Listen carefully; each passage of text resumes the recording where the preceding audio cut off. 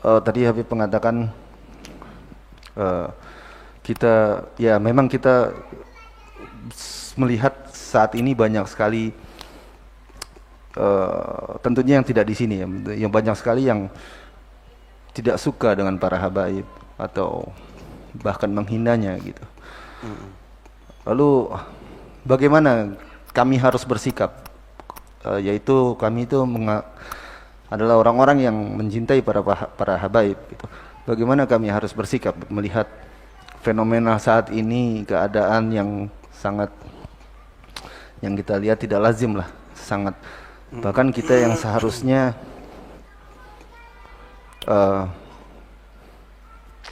rukun sholat pun bersolawat kepada Nabi dan kepada keluarganya Nabi gitu. Lalu yaitu pertanyaan saya, bagaimana kami harus bersikap terhadap orang-orang yang seperti itu, Bib? Silakan, Bib. Nah, ini pertanyaan yang sangat baik. Allah barik fikum. Sebenarnya sih kita ngejelasin kayak begini ini lebih ke ambil barokah. Jadi saya sendiri walaupun saya habaib, saya cinta banget loh sama habaib. Saya kalau ngeliat habaib itu gimana gitu. Saya pribadi, saya pribadi. Sebelum saya jawab pertanyaan, kalau di majelis saya, misalnya di majelis saya ada satu orang kayak habaib atau ada sayyid, padahal dia ini orang biasa, bukannya ustadz, bukan apa. Saya bilang tuh nanti tanya, itu Habib bukan tuh? Habib, suruh ke depan. Ana nggak bakalan mau mulai, suruh ke depan. Itu, Ana punya kebiasaan seperti itu. Jadi kalau ada habaib, siapapun dia, anak muda atau gimana, Bib tangan depan. Enggak, Bib, Ana nggak mau. Ana nggak mulai majelis. Ana nggak bakal mulai. Antum ke depan, baru dia ke depan. Ana juga wajib menghormatin antum. Sholat 5 waktu wajib buat habaib dan juga buat bukan habaib. Mencintai habaib wajib buat habaib juga dan juga buat habaib, sama. Itu amal yang kita diperintahkan oleh Nabi Muhammad SAW. Terus kita nggak usah menghormatin, enggak, kita pun wajib menghormatin. Ana pribadi seperti itu. Bahkan Al-Imam Abdul Wahhab Asy'arani radhiyallahu an, pembaharu Islam abad ke-10 Hijriyah, ulama besar di Mesir. Oh, ini ulama besar luar biasa, nggak main-main ya. Beliau mengatakan, saya tidak akan mulai majelis saya. Di dalam kitab Lataiful Minan beliau menulis, saya tidak akan memulai majelis saya kalau di situ dihadiri seorang syarif. Ya, di Mesir itu bisa disebut syarif atau sayyid. Al-Fatihah harus dia yang buka. Saya nggak bakal mulai. Ini ulama besar, wali besar. Walaupun sayyidnya itu, kata beliau, walaupun sayyidnya itu bukan seorang ulama, dia hadir ke majelis saya, tahan, Habib tahan. Ya Allah, iftah, ratib al-Fatihah. Buka Fatihah majelis Habib. Lah, enggak, ana murid antum, enggak, ana enggak bakal mulai. Sekelas Al-Imam Abdul Wahhab Asy'arani dan banyak ulama-ulama yang sekelas seperti itu. Kenapa kok mencintai habaib ini kok jadi seperti sesuatu yang berat ya, atau orang banyak memusuhi? Memang Nabi bilang dalam hadis. Antum tahu ada hadis namanya haditsus tsaqalain. Hadis tsaqalain. Apa itu hadis tsaqalain? 2 pusaka yang berat. Hadis ini diriwayatkan di dalam Sahih Muslim, dalam Sunan At-Tirmidzi dan banyak lagi. Bahkan sebagian ulama mengatakan hadis ini hadis sampai derajat mutawatir. Sahih, yang sahih itu ada 2. Ada sahih mutawatir, ada sahih ahad. Kalau ahad itu masih orang kalau nggak percaya sama hadis sahih ahad ini bisa hanya fasik kalau begitu. Tapi kalau nggak percaya sama mutawatir, Quran itu mutawatir. Ya. Nabi nyampaikan di depan ratusan orang dan hadis ini disampaikan ke ratusan. Jadi sama aja kayak nggak percaya sama Nabi Muhammad. Salah satu hadis mutawatir, haditsus tsaqalain. Hadis 2 pusaka. Tsaqal itu dari kata-kata tsaqula yathqulu thiqalan, artinya berat. Nabi mengatakan taraktu fikumus tsaqalain. Ini tarikun fikum tsaqalain. Aku tinggalkan 2 pusaka yang berat buat kalian. Berat. Enggak semua orang kuat emang bawa itu. Apa yang berat itu? Al-Quran dan juga ahlu baitku, terus. Emang berat, enggak semua orang. Cuma orang-orang kuat yang bisa bawa itu. Antum yang bisa cinta kepada para habaib, kuat antum. Tinggal antum pakai Quran yang rapi sama para habaib. Nah, tentunya habaib ini bukan nabi. Ya, habaib semuanya pasti nggak mungkin berbuat dosa.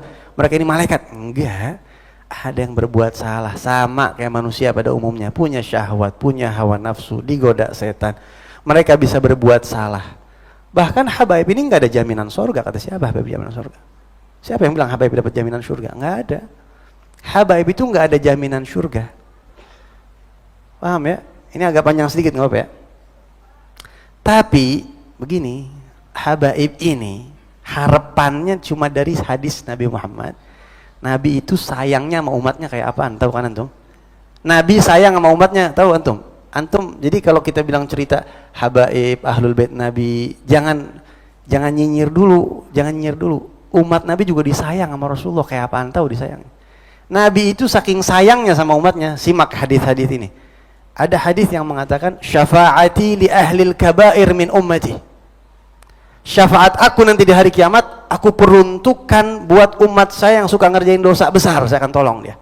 Umatnya tuh, umatnya yang suka ngerjain dosa besar. Syafaat saya untuk mereka nanti di hari kiamat. Buat orang-orang yang suka ngerjain dosa besar. Bahkan ada riwayat yang mengatakan ketika Rasul menjelaskan nanti di hari kiamat ketika Nabi memberikan syafaat kepada umat yang di neraka nih, umatnya nih ya, umat saya pindah, masuk, selamat.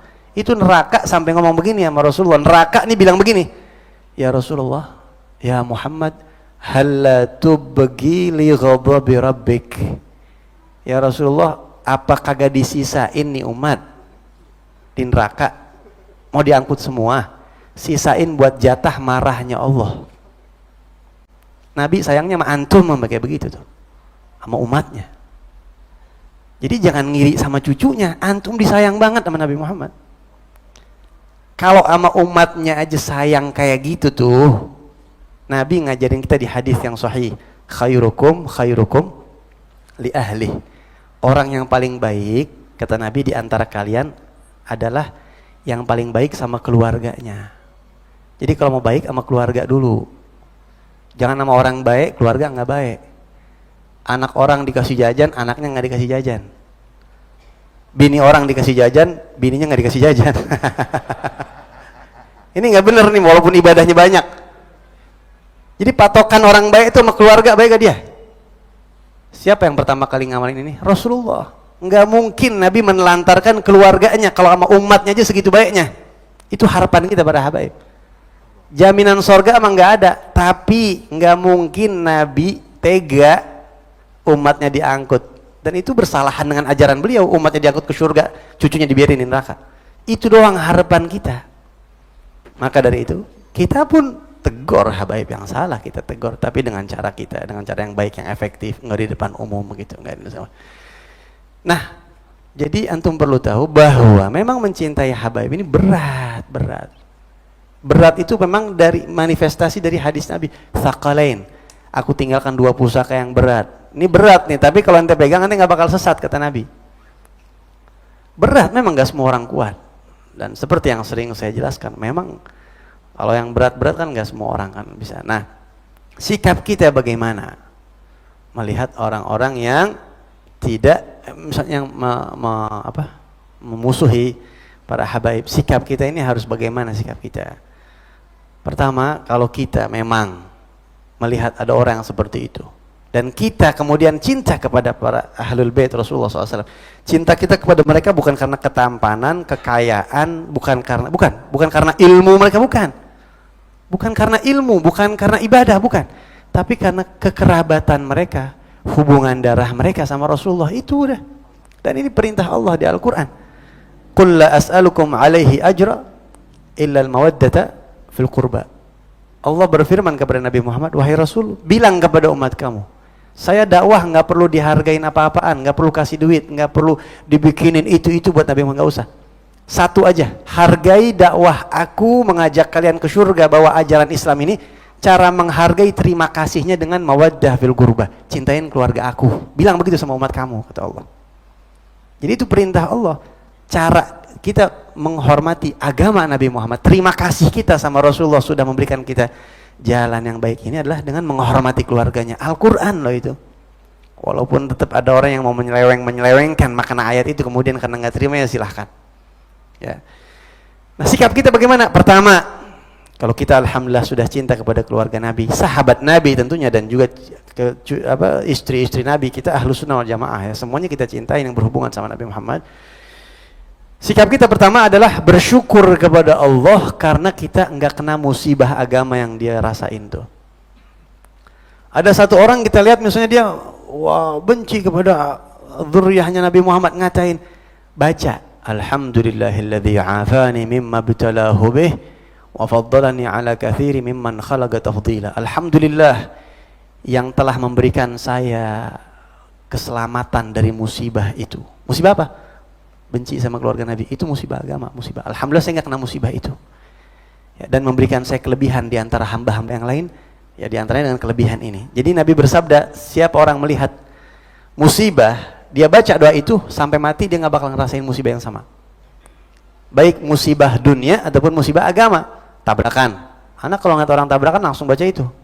Apaan tuh macet? Ada orang naik motor kelindes kontainer.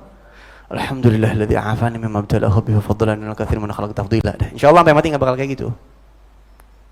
Makanya begitu dengar ada pesawat jatuh, buru-buru saya baca tuh. Soalnya kita sering naik pesawat, was-was banyak naik pesawat ya. Alhamdulillahilladzi afani mimma btalahu bihi fadlan, baca begitu. Tapi bedanya kalau musibahnya musibah dunia, baca pelan-pelan aja jangan kedengeran dia. Ya, ntar dia kesinggung begitu. Bang, ya Allah toko saya kebakar bang. Alhamdulillahilladzi afani mimma btalahu wallah. Ente bisa berantem sama dia entar. Jadi kalau musibah dunia bacanya pelan. Alhamdulillahilladzi afani mimma btalahu gitu supaya kita nggak kena seperti itu.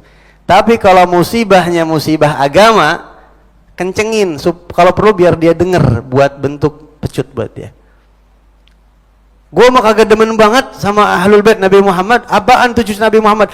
Alhamdulillahilladzi afani mimma btalaka bih wa faddalani ala katsiri mimman khalaqa tafdil. Alhamdulillah gua enggak kena musibah yang berat kayak lu sampai benci sama ahlul bait. Alhamdulillah ya Rabb, alhamdulillah. Saya dikasih kelebihan sama Allah. Ya Rabb sampai mati mudah-mudahan. Baca yang kencang, enggak apa-apa.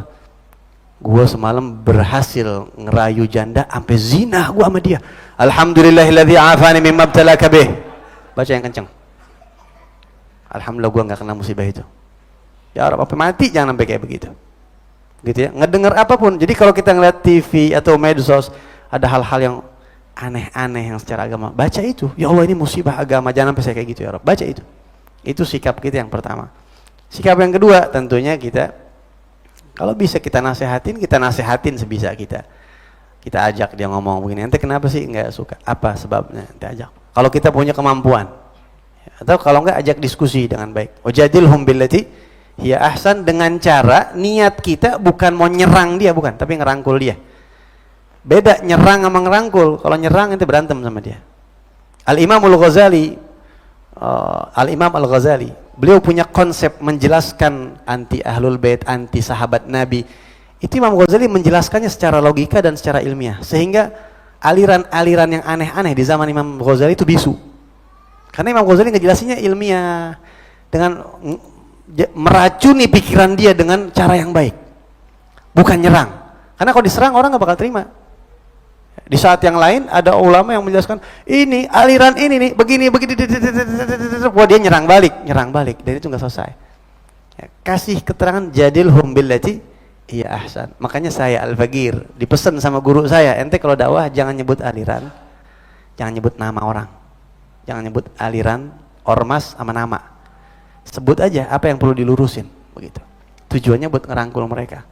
Walhamdulillah dari beberapa keterangan-keterangan ada orang yang terbuka akhirnya pikirannya. Begitu, ada yang terbuka. Beberapa orang bahkan bilang, "Bib, saya dulu termasuk anti habaib." Dia ngomong begitu. Tapi alhamdulillah saya ikutin Habib terus, saya sekarang muhibin bukan mainin orang. Karena kita nggak pernah nginin dia begitu. Ya, jadi dengan cara yang paling efektif, caranya gimana nih orang kira-kira supaya kena? Sifatnya merangkul. Anggap dia ini kakak kandung kita. Gua nggak mau dia ke neraka nih. Kasih keterangan apa pelan-pelan gitu. Yang ketiga doain dah udah. Doain ya. Kita minta sama Allah SWT itu misalnya baca doa Faqih Muqaddam atau baca doain secara khusus. Ya Allah si fulan, si fulan, si fulan, si fulan, si fulan. Sebut nama orang-orang tersebut tanpa kedengeran sama dia. Rasulullah bersabda dalam hadis, doaul muslim li akhihi fi dhahril ghaib mustajab. Doa seorang muslim yang ditujukan untuk saudaranya yang saudaranya itu enggak dengar, itu langsung ijabahnya kuat. Karena lebih tulus doa begitu. Antum misalnya ada nih tokoh ulama yang benci sama habaib, siapa nih yang misalnya di YouTube suka nyerang habaib ulama itu? Antum doa, ya Rabb, Fulan bin Fulan ya Rab, buka hatinya dia, doain dia, ya, minta ya Rab ada begini minta begitu. Makanya kalau doa di depan orangnya belum tentu diijabah karena ada orang ya kan. Yang saya hormati Bapak Lurah Kampung Babakan, kita doakan biar sehat beliau, panjang umur, sehat afiat depan orangnya. Ente di belakang pernah nggak doain dia begitu tuh? Enggak, emang ada orangnya. Kalau nggak bakalan kan. Tapi kalau ente sampai doain orang di belakang ente berarti emang ente tulus tuh dari hati. Makanya mustajab doanya. Doa muslim untuk muslim mustajab. Ya Allah ya Rabb. Makanya ada suami istri ya lagi ngobrol nih.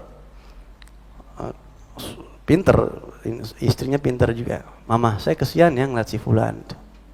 Kenapa Pak? Dia sampai umurnya sudah dewasa belum dapat istri, ngelamar orang susah mulu. Ya Allah mudah-mudahan biar dapat istri yang cantik, yang soleh. Berhenti Pak, berhenti. Jangan doa. Kenapa? Malaikat bakal bilang nanti, mudah-mudahan kamu juga seperti itu. Ya. Akhirnya dia kagak kawin, lu yang dapat lagi kata bininya. Bininya pinter gitu ya. Jadi kalau kita doain orang kan malaikat ngedoain kita yang sama, yang sebaliknya, dan itu lebih mustajab. Itu lebih mustajab.